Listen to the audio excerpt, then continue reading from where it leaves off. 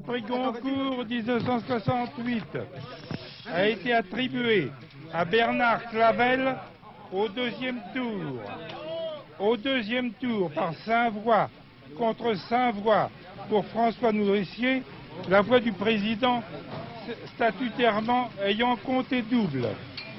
Au précédent tour avaient eu des voix Pierre Sylvain, Daniel Apruse, Simone Balazar, Michel Larneuil. Décerné aujourd'hui avec le prix Théophraste Renaudot attribué au Malien Yambo Walogwem pour le devoir de violence, le prix Goncourt a vécu sa journée historique. En désaccord avec le reste du jury dont l'avis du président, Roland d'Orgelès, faisait force de loi, Louis Aragon a démissionné de l'Académie Goncourt, adressant à son secrétaire général Philippe Herriat une lettre ouverte donnant les raisons de cette démission. Le choix de son favori, François Nourricier, ayant été divulgué avant le vote à l'issue d'une campagne de presse extrêmement orientée.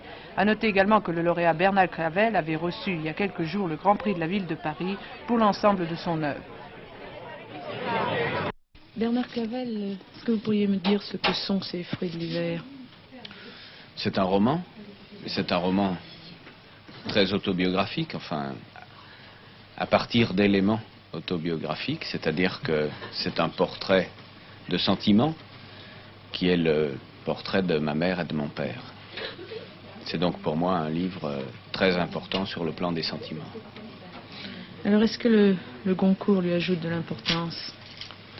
Ah ben, il lui ajoute surtout un public, enfin il augmente son public, j'espère. Pour moi c'est un miracle que ce prix arrive précisément sur le livre qui m'est le plus cher sentimentalement. Comment accueille-t-on le Goncourt? Surtout là, c'est-à-dire après la précédente distinction que vous avez eue avec le Grand Prix de la ville de Paris. Je pense que vous ne vous attendiez pas tellement à la... Ah mais je m'y attendais même pas du tout.